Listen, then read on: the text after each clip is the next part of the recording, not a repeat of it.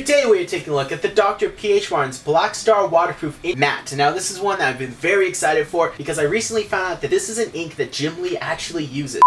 Alright, I'm just going to stop myself right here. Hi, this is Editing J-Rod, and yes, I am aware this is not the ink that Jim Lee uses. This is the ink that Jim Lee uses, and you can see my confusion. It was a simple mistake. However, this video mentions the fact that this is the Jim Lee ink way too much for me to edit around it, and I'm not refilming this video. So I thought I would make just a quick insert and deal with the comments of people saying I got it wrong. Next week, we'll be taking a look at the actual ink that Jim Lee uses. Cool? Alright, back to pass me.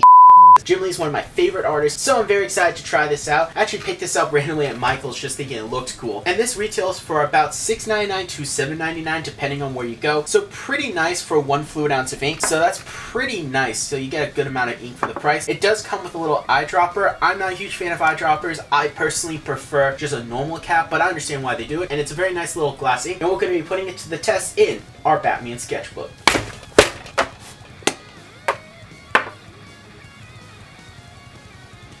Very nice. I can definitely say right off the bat, due to the shape of the inkwell, I feel like I'm not getting a good solid dip because I fear that I'm going to dip the whole thing into the actual inkwell. So this is definitely an ink that you're going to have to get a little inking cup with. So that's interesting, but the lines are very nice. I'm actually going to go ahead and get a little inkwell so that we can have just a little sidebar. Very little edging, very little bleeding. Noticing a little bit of gray at the end, so I wonder if that's because of the paper, because this is not Bristol board, which is, what you normally want to use for inking. But yeah, honestly not bad. If I make a thick line, still looks very good. Nibs get cleaned off pretty well, so it's not sticking to the actual nib. So that's something I always look for in an ink. Let's use our quill nib to give that a quick test. So there we go. Very nice, actually. Getting some really good lines, very thin, very nice. Again, no bleeding at all. I actually think this works better with the quill nib than it does with our normal dip pen nib, so very nice. Gotta say, this is a very rich ink. It has a very good pigment, stays true black. Not sure what the dry time is with these. I've mentioned how I've used Dr. P.H. Martin's ink before in the past, and I really do like their inks. I wanted to see how this works with a brush test real quick. Okay, not bad. This is not the best brush. This is just like a test brush to just put it down. But yeah, no, I actually really like this. Like, this looks really, really good. So I'm curious to see what the dry time is. And then this also is waterproof. So I wonder if it's actually going to also be alcohol marker proof. That's a test we can do later on. Alright guys, super quick interlude because I have given this plenty of time to dry. So let's take our alcohol marker and see if this actually blends or bleeds. The answer is yes. Yes, it does. That is a lot of bleeding. Back to past me. Definitely going to be an ink that you have to use a separate little inkwell for, and that's just because of how this is shaped. I also feel like this will be a great ink to do some ink washes with, so we may do that in the illustration. But yeah, I'm actually really liking this one. I feel like it actually works better with our quill nib because normally it's the opposite. Normally we get better results with the actual dip pen. I could definitely say from our test, I really do have high hopes, and I think this is going to be a fun ink to use. But there's only one way to find out, and that's by doing an illustration. So let's roll that super time lapse.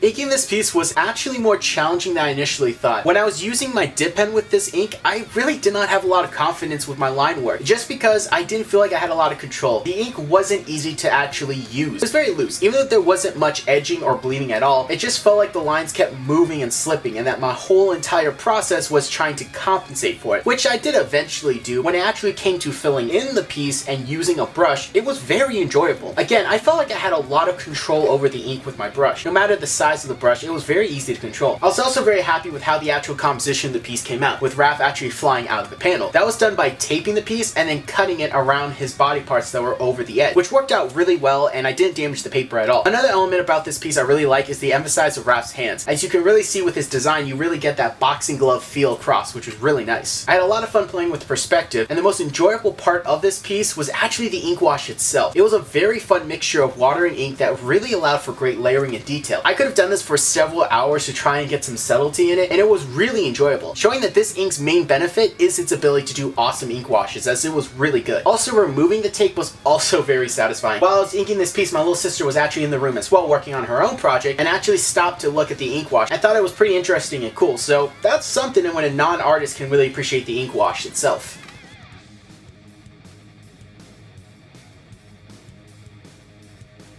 And we're done. Guys, I absolutely love how this piece came out. Easily in my top 10 favorite pieces of the year. I know I've been saying that a lot, but I really have been enjoying all the different things we've been creating for the channel. And as always, it's available on our ArtStation account for a $1 digital download. It's the first link in the description down below, and it really does help the channel out. You get tons of posters of all the stuff we've made for the channel. Overall, I have to say that this ink is actually pretty good. I think that its weakest aspect is actually using it with a dip pen. It's not the best with line work, as I personally feel like my lines weren't the strongest, but it was really, really good with the ink wash and phenomenal when it came to filling in it. I felt like I had great control of it with a brush, and that ink wash was insanely enjoyable. Overall, I'm actually going to give this ink on my scale of 1 to 10 a 6. It's just above average, and the fact that it really didn't want to cooperate with my dip pen held it back. But the phenomenal ink wash and on top of that phenomenal filling capacity of it was really, really good. It's a great ink, but not my personal favorite. And watching a lot of Jim Lee videos, it's clear to see why he really uses this with a brush and why he uses this with an actual ink wash, because you don't have that confidence with your line work. But that's my opinion, and I'd love to hear your guys' opinions in the comment section down below. Let me know what you guys think of the artwork and the ink itself. What are some of the areas you like and areas that I could improve in the artwork, and what are some of the things you like about the ink? Have you used it in the past and it's your go-to ink, or have you never used it and you're curious to try it? I'd love to hear you guys' opinions in the comment section down below. And remember, I'm J.Rod at BLACKEST. I draw power in my own soul.